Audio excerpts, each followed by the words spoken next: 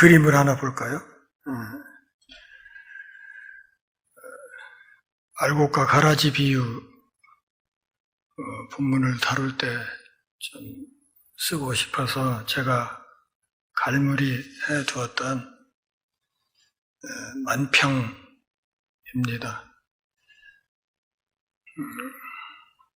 눈에 보이는 것이 다가 아니다 하는 것이죠. 서양 속담에 그런 말도 있습니다. 책 표지만 보고 책 내용을 속단하지 말라. 오늘 본문을 다루기 전에 본문과 관련이 좀 있겠다 싶어서 두 가지 이야기를 좀 먼저 하려고 합니다. 88 올림픽 때 캐나다의 벤 존슨 선수가 남자 육상 100m에서 올림픽 신기록을 세우면서 우승했습니다. 올림픽 금메달을 따게 된 것이죠. 경기 직후에 그는 캐나다 국기를 몸에 두르고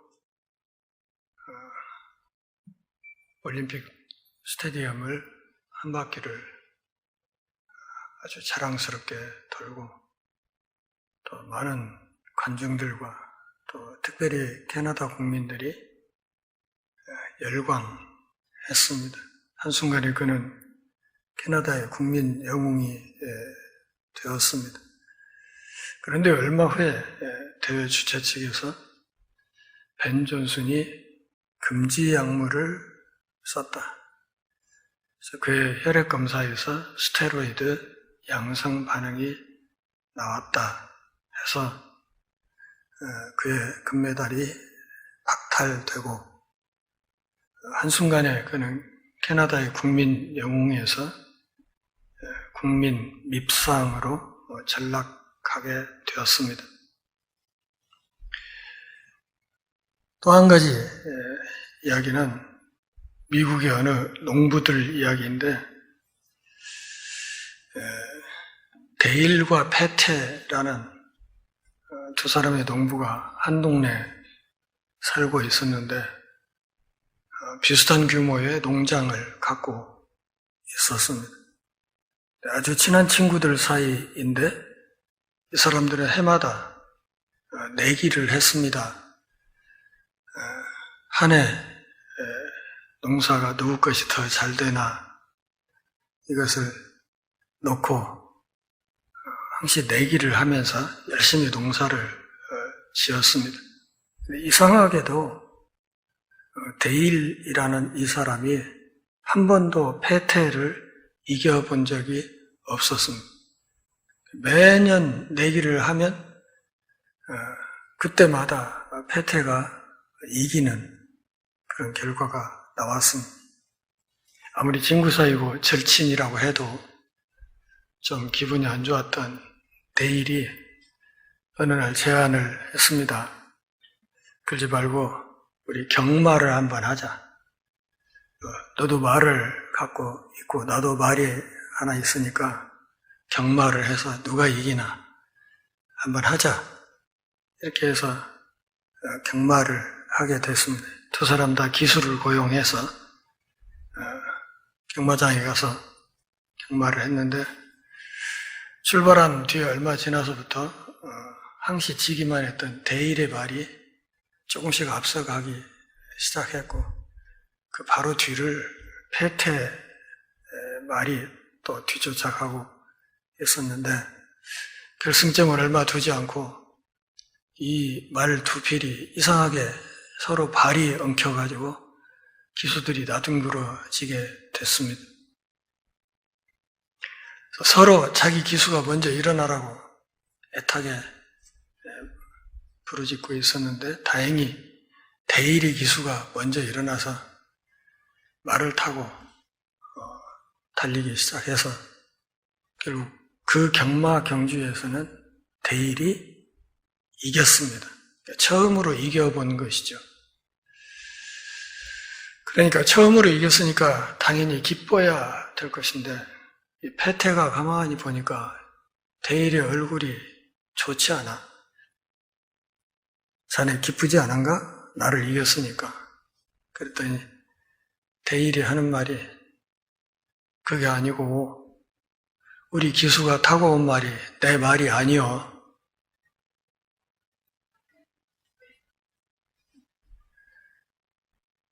이 두 이야기의 공통점은 다른 것이 아니라 모든 일의 결과가 맨 마지막에 드러나게 된다는 것입니다.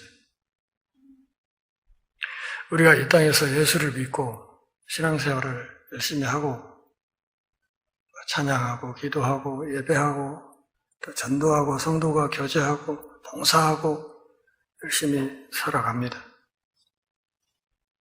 그리고 우리 입에서 끊임없이 예수님을 나의 구주라, 나의 주님이라 이렇게 고백하는 아름다운 고백도 계속해서 나오고 있습니다. 그런데 이 모든 신앙생활의 마지막 결과는 우리 신앙의 결정적인 성적표는 그날에 주님 앞에 섰을 때 나오게 되는 것이다 하는 사실을 예수님이 오늘 우리 본문을 통해서 경고하고 있습니다. 산상수훈의 마지막 구절에서 예수님께서는 그분의 설교를 듣는 청중들이 구원의 참된 문이신 예수님에 대한 온전한 헌신으로 나아가는 것을 방해할 수 있는 몇 가지 것들에 대해서 경고하셨습니다. 참된 개인적인 결단과 회심 없이 우리에게 구원이 올 수도 있다는 생각에 대해서 경고했습니다. 그것이 좁은 문, 좁은 길이라는 말씀으로 주어졌습니다. 이어서 거짓 선생들과 그들의 교리에 대해서 경고하셨습니다. 거짓 선생들, 그들이 설파하는 거짓 가르침, 그것을 분별하지 못하면 큰일 날 수 있다. 그렇게 말씀하셨지요. 이제 오늘 본문에서 예수님은 우리 개인의 마음속에 있는 위험으로 눈을 돌리도록 하십니다. 그것은 자기 기만, 곧 속임수입니다. 다시 말해서 스스로 신자라고, 스스로 기독교인이라고 착각하는 경우가 있다 하는 사실을 경고하시는 것입니다. 자, 오늘 본문을 한번 잘 읽어보실까요? 마태복음 7장 21절부터 23절 같이 읽습니다. 나더러 주여 주여 하는 자마다 다 천국에 들어갈 것이 아니요 다만 하늘에 계신 내 아버지의 뜻대로 행하는 자라야 들어가리라. 그날이 많은 사람이 나더러 이르되 주여 주여 우리가 주의 이름으로 선지자 노릇하며 주의 이름으로 귀신을 쫓아내며 주의 이름으로 많은 권능을 행하지 아니하였나이까 하리니 그때 내가 그들에게 밝히 말하되 내가 너희를 도무지 알지 못하니 불법을 행하는 자들아 내게서 떠나가라 하리라. 목사직을 맡아서 살아가는 제가 성경 안에서 제일 두려워하는 말씀이 오늘 이 본문입니다. 21절에서 나더러 주여 주여 말하는 자마다 주님이라고 말하는 것, 그러면서 21절 뒷부분에서는 내 아버지의 뜻대로 행하는 것, 말로 하는 것과 실제 신자답게 행하는, 살아가는 것, 이것을 예수님이 대비시키고 있고 23절에서도 결정적으로 그들을 쫓아내는 이유가 그들이 불법을 행했다는 것입니다. 말로 무슨 범죄를 한 것이 아니라 실제로 그 입술의 고백과 다르게 불법을 행했기 때문에 내 너희들을 도무지 알지 못한다. 나의 나라에서 나가라. 이렇게 말씀하실 거라는 것입니다. 복음을 듣는 사람이 한편으로는 예수 그리스도의 인격에 대한 단순한 믿음이나 또 다른 한편으로는 그의 구원의 증거로 예수님의 이름으로 행한 위대한 업적들을 의지해서는 안 된다는 것을 의미합니다. 22절이 그것을 말하고 있죠. 우리가 주님 이름으로 선지자 노릇하고 주님 이름으로 귀신도 쫓아내고 주님 이름으로 이것도 하고 주님 이름으로 저것도 하고 수많은 업적을 쌓았지 않습니까? 이렇게 예수님 앞에서 자신의 업적을 과시할 때 예수님의 대답은 미안하지만 너희들은 불법을 행했다. 그러니 나가라. 이렇게 말씀하신다. 그런 뜻입니다. 우리 신앙의 이러저러한 업적들은 우리를 구원하지 못합니다. 가장 중요한 것은 개인적으로 예수님과 나와의 관계를 확신하면서 내 안에서 그분의 영으로 함께 하시면서 내 삶에서 끊임없이 동행하시는 그분의 인도를 따라서 하루하루 한순간 한순간의 삶을 하나님 보시기에 아름답게 살아가는 것, 그렇게 살아내는 것, 그것을 예수님이 바라고 계신다는 것을 알아야 됩니다. 그러기에 오늘 본문에서 우리가 한 가지 깊이 생각해야 될 것은 값싼 은혜를 생각하지 말라는 것입니다. 값싼 은혜. 은혜를 너무 싸구려로, 은혜를, 하나님이 우리를 구원하시는 은혜를 너무 하찮은 것으로 그렇게 여기지 말라 하는 것입니다. 제가 한국 누가에서 의대 학생들에게 성경을 가르칠 때 자주 했던 이야기 중에 하나가 의사 면허 쉽게 따려고 하지 마라. 그런 얘기였습니다. 의사 면허 쉽게 따면 사고 난다. 사고 나면 사람 죽는다. 그런 얘기를 자주 했어요. 그러면서 공부 안 했으면 그냥 정직하게 컨닝하지 말고 낙제해라. 그렇게 얘기했더니 언젠가 학생 2명이 자진 낙제를 해버려가지고 제가 너무 황당했던 적이 있습니다. 아, 내가 설교를 잘못했나?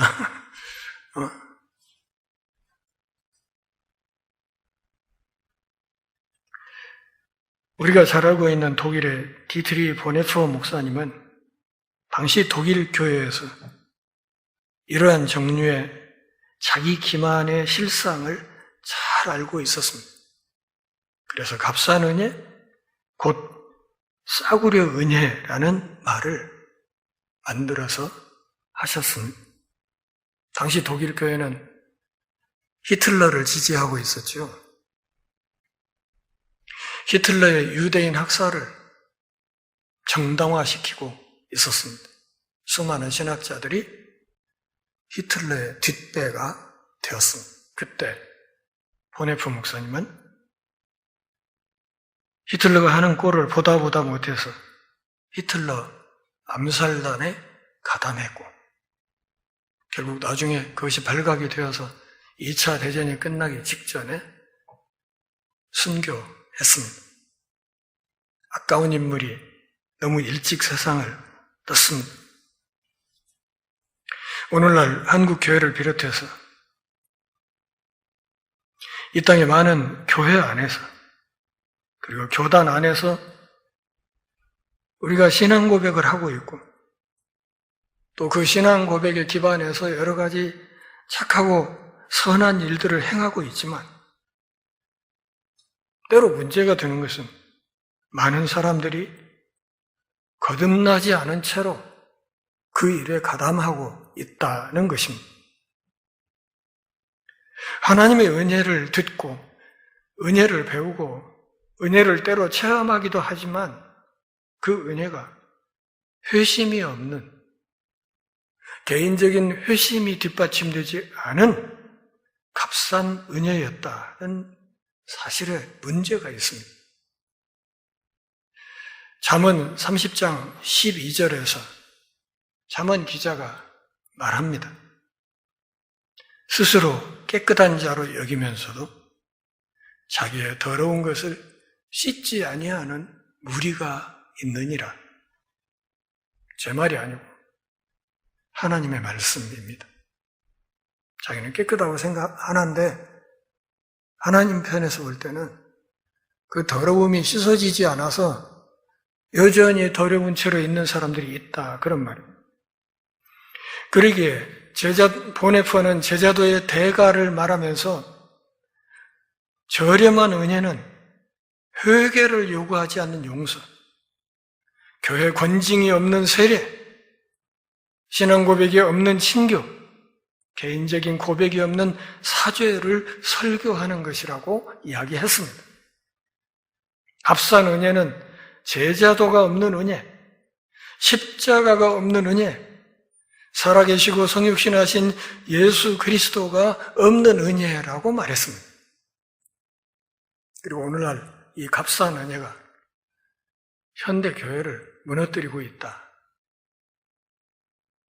독일 교회가 그래서 무너지고 있다. 그렇게 이야기했고 이 무너지는 것을 막기 위해 히틀러 암살단에 가담해서 활동했던 것입니다. 이런 점들이 오늘날 소위 예수를 믿는 그리스도의 몸이라고 하는 교회의 많은 부분에서 발견되는 것입니다. 신학자인 아더 핑크는 이런 이야기를 했습니다. 사실 하나님의 진노가 그들 위에 머물고 있는데도 그들의 영혼이 다 괜찮다고 진실로 믿는 수많은 속은 영혼들이 교회 안에 얼마나 많은가. 그러면서 이렇게 덧붙였습니다. 그리고 우리 주님의 산상수훈의 마지막 구절에 대한 완전하고 충실한 해설보다 그들을 더 정신 차리게 하는데 더 좋은 말씀은 없다. 이렇게 말했습니다. 정신 차려야 된다는 것이죠. 우리끼리니까 하는 이야기지만 저는 현재 한국 교회를 침몰하는 배라고 생각하고 있습니다. 영화 타이타닉의 마지막 장면을 보면 배가 기울어 가고 있는데 그 배 위에 오케스트라가 연주하는 장면이 나오죠. 참 슬프게 각인된 장면 중에 하나입니다. 이러한 진리에 비추어 볼 때 예수 그리스도의 말씀은 경솔하게 몇 가지 교리를 믿거나 이른바 거칠의 선행만 하고 그리스도께 점전 값비싼 순종과 참된 제자도를 낳는 참된 헌신을 한 번도 해본 적이 없는 사람들에게 매우 적절한 경고가 되는 것이 사실입니다. 또 한 가지 생각해야 될 것, 값싼 은혜와 더불어서 생각해야 될 것은 거짓된 자신감입니다. 요즘 젊은 애들이 흔히 쓰는 말로 근자감이라는 것이죠. 근거 없는 자신감.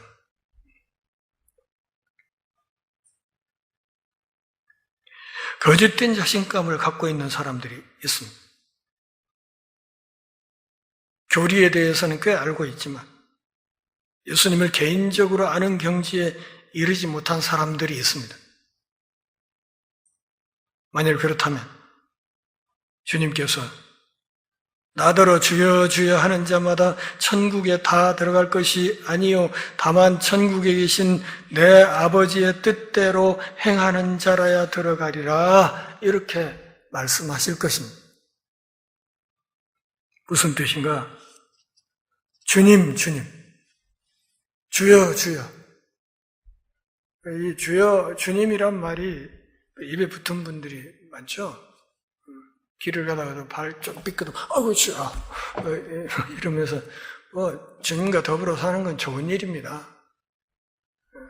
그렇지만 그것이 우리 삶 전체를 주도해가는 주도적인 흐름이 되어야 된다는 이야기입니다. 주여, 주여. 헬라어의 이 혹격, 주여라는 이 말은 헬라어의 혹격은 극존칭을 나타낸다. 여러 번 말씀드렸습니다. 그러니까 주님을 극단적으로 높일 때 혹격을 씁니다. 주여. 예수여, 예수여, 나의 죄 위하여. 찬송가 가사도 우리가 그렇게 부르죠? 어떤 사람들은, 이 피조물이 건방지게, 예수님한테 주여, 예수여, 예수여, 반말한다고, 그렇게 떠드는 사람들이 있더라고요. 근데 뭘 몰라서 하는 얘기예요. 헬라어 혹격은 극존칭을 나타내요. 요한복음 2장에 여자여, 이것이 나와 무슨 상관이 있나이까? 예수님이 마리아에게 했던 그 여자여라는 말이 반말하는 게 아니란 말이에요. 극단적으로 높이는 거예요. 그러니까 주여 주여란 말, 주님을 얼마나 입술로는 많이 높였냐 그 말이에요. 이것이 겉으로 보기에 얼마나 기가 막힌 믿음의 고백이냐 그런 얘기예요. 헬라어와 히브리어 모두에서 이 주님, 이 주라는 단어는 하나님의 신성을 나타내는 낱말입니다. 구약에서 주님은 하나님의 이름인 여호와라는 단어를 가리켰습니다. 신약 성경에서 이 주라는 단어, 곧 퀴리오스라는 이 말은 로마 제국의 시민들이 당시의 황제였던 카이사르를 퀴리오스로 부름으로써 그 황제 케사르를 신으로 떠받들도록 황제 숭배할 때 썼던 용어가 이 퀴리오스, 주님이라는 이 말입니다. 따라서 예수님은 교회 역사상 자신의 신성을 입술로 고백하지만 그분과 진정한 인격적인 관계를 결코 맺지 않은 사람들이 있을 것이라고 경고하신 것입니다. 그러한 사람들은 교회 전체에서, 그리고 불행하게도 교회 강단에서도 발견될 것입니다. 제가 보기에 오늘날 목사, 장로 중에도 예수 안 믿는 사람들이 꽤 많습니다. 그러니 어떤 직분만을 보고 저 사람이 기독교인일 것이다, 이렇게 함부로 넘겨짚다가는 큰일 나는 수가 있습니다. 지금 시대가 그렇게 됐습니다. 그래서 한국 교회를 제가 침몰하는 배라고 말씀드리는 겁니다. 어떤 사람은 그렇게 말할 것입니다. 설마 그럴 리가. 어떻게 신학교를 졸업한 사람이 거듭나지 않을 수 있는가? 이렇게 묻겠지만 저의 대답은 그럴 수 있다는 것입니다. 그럴 수 있습니다. 신학대학원 교수 중에도 예수 안 믿는 사람들이 있습니다. 그런가 하면 어떤 사람은 그리스도가 하나님이시며 그분이 나를 대신해서 십자가에서 죽으셨고 심지어 언젠가 세상을 심판하시기 위해 다시 오실 것이라고 굳게 믿으면서 그걸 믿고 오랫동안 교회 예배당 어떤 자리에 앉아 있을 수 있습니다. 동일한 예수 그리스도를 자신의 구주와 주로 신뢰합니다. 그걸로 끝일까요? 한 가지 예를 들어드리겠습니다. 마틴 루터가 그랬습니다. 루터는 자신의 영혼에 대해서 너무 염려한 나머지 세속 직업 훈련을 그만두고 독일의 에르푸르트에 있는 아우구스티누스 수도회 수도원에 들어갔습니다. 이 아우구스티누스 수도원은 들어가기가 바늘구멍만큼 좁은, 당시 사람들이 너무 들어가고 싶어하는 최고의 수도원이고, 수많은 사람들이 거기 수도원의 수도사가 되기를 너나 없이 선망하던 그런 곳이었습니다. 그런 곳에 루터가 들어갔습니다. 그곳에서 수도사로 지내면서 끊임없이 공부하고 자신을 발전시켜서 마침내 그는 사제직을 받게 되었습니다. 성경을 더 열심히 공부해서 신학 박사가 되었습니다. 박사가 된 뒤에 그는 시편과 로마서, 갈라디아서, 히브리서, 디도서에 대해서 그곳에서 강의했습니다. 자, 루터의 생애에서 이 시점에서 누군가가 당신은 예수 그리스도의 신성을 믿습니까? 이렇게 물었다면 그는 틀림없이 예 라고 대답했을 것입니다. 물론이죠. 저는 항상 그것을 믿었고 믿고 있고 앞으로도 믿을 겁니다. 또 루터에게 예수님이 십자가에서 죽으셨고 당신의 죄를 위해 죽으셨다는 것을 믿습니까? 이렇게 물으면 그 질문에 대해서도 또한 그는 거침없이 예라고 대답했을 것입니다.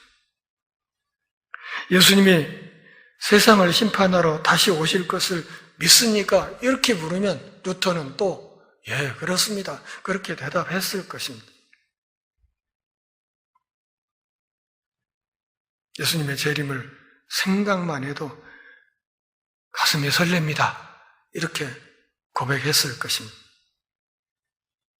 그러나 우리가 아는 것처럼 바로 이 시점까지 루터는 주님을 개인적으로 알지 못했습니다. 예수님은 하나님이셨지만 루터의 하나님은 아니었습니다. 예수님은 주님이셨지만 그의 주님은 아니었습니다. 예수님은 구원자이셨지만 루터의 구원자는 아니었습니다. 이 사실을 깨닫고 그것 때문에 너무 괴로워하던 나머지 마침내 그가 종교개혁에 횃불을 들게 되었다는 사실을 우리는 교회사에서 확인할 수 있습니다. 위대한 개신교 개혁가로서 하나님께 쓰임 받기 전에 그는 예수 그리스도를 직접 대면하고 그분과의 개인적인 관계를 직접 맺어야 했습니다.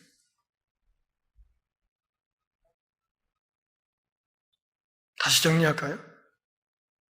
예수님을 개인적으로 관계 맺기 전에도 신학 박사가 되었고 수도원에서 강의했고 그랬다는 것. 사람이 어떤 기독교 교리를 머리로는 믿을 수 있지만 그럼에도 참되게 회심하지 않을 수 있기 때문에 교회 안에는 항상 위조되거나 명목상의 기독교인들이 있을 것입니다. 그들 가운데 어떤 것은 밀밭의 가라지처럼 마귀가 부주의한 자들을 미혹하기 위해 거기에 심을 것이기 때문에 대단히 위험할 것입니다.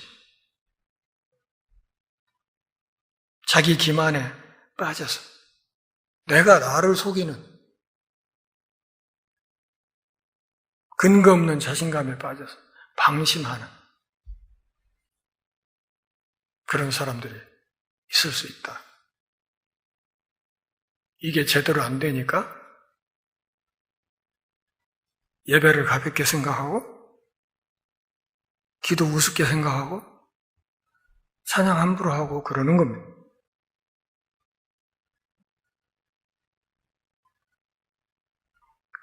어떤 경우에든 세상 사람들은 그들을 가리켜 저 유선자들을 봐라.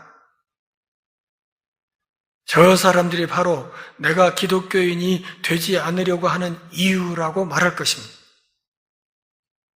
우리가 세상에 칭찬을 받는 것이 아니라 욕을 먹기 때문에 전도의 문을 우리가 막고 있다, 그런 뜻입니다.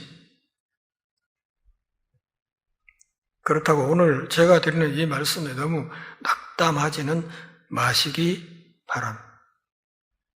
중요한 것은 내가 혹시 그런 사람 가운데 하나는 아닌가를 진지하게 짚어볼 필요는 있다는 것입니다. 너무 늦기 전에.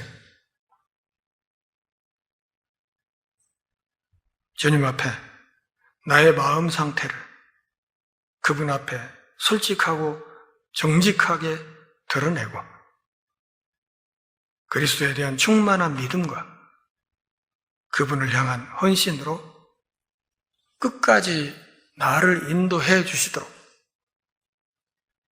내 삶을 그분께 맡기는 기도를 끊임없이 드려야 할 것입니다. 왜냐하면 우리 신앙의 첫걸음은 성삼위 하나님의 인도와 도움 안에서 시작되었고, 그리고 우리 안에 착한 일을 시작하신 분께서 반드시 그것을 끝까지 이루실 것을 우리가 믿기 때문에 담대하게 우리 신앙을 고백하고 나아가야 하겠지만, 예수님이 왜 이런 경고를 하신가를 깊이 생각해보고 그분의 이 경고가 나에게 해당되지 않도록 스스로를 끊임없이 살피는 삶을 살아야 된다는 것을 알아야 합니다. 나더러 주여 주여 하는 자마다 다 들어가는 게 아니라 하늘에 계신 아버지의 뜻대로 행하는 사람, 그분의 뜻을 위해서 살아가는 사람이어야 한다. 우리가 주님 이름으로 귀신 쫓아내고 설교도 하고 뭣도 하고 했지 않습니까? 아니, 내 너를 도무지 모른다. 이 불법을 행하는 자들아, 내게서 떠나가라. 마지막 날에 이런 말씀을 들으면 인생 망한 거 아닙니까? 그렇지 않는 망한 거 아니냐고요. 예수님은 오늘 우리 입술의 말이 아니라 우리의 삶을 보신다는 사실을 깊이 우리 마음속에 각인시키기를 바랍니다. 그분이 이게 불법인지 아닌지를 판정하는 것은 그 기준은 우리 입술에서 나오는 주여 주여라는 말이 아니라 그분이 지켜보시는 우리의 삶 전체라는 사실을 잊지 마시기를 바랍니다. 하나님이 기뻐하시는 진실한 삶을 살아내는 기독인의 영광스러운 삶을 거침없이 살아내는 신실한 하늘 백성들 다 될 수 있기를 바랍니다. 기도하겠습니다. 하나님 아버지, 오늘도 우리가 모여 주 앞에 경배하며 주의 말씀 들으며 신앙의 옷깃을 여미는 복 주셔서 고맙습니다. 우리를 불러 하나님의 자녀가 되는 권세를 주신 하나님, 그 은혜에 값하는 삶을 남은 생에 성실하게 살아낼 수 있도록 그날에 주 앞에 섰을 때 불법을 행하는 자라는 저주가 아니라 착하고 충성된 종이라 칭찬 듣는 하늘 백성들 다 되게 하옵소서. 예수님의 이름으로 기도합니다. 아멘.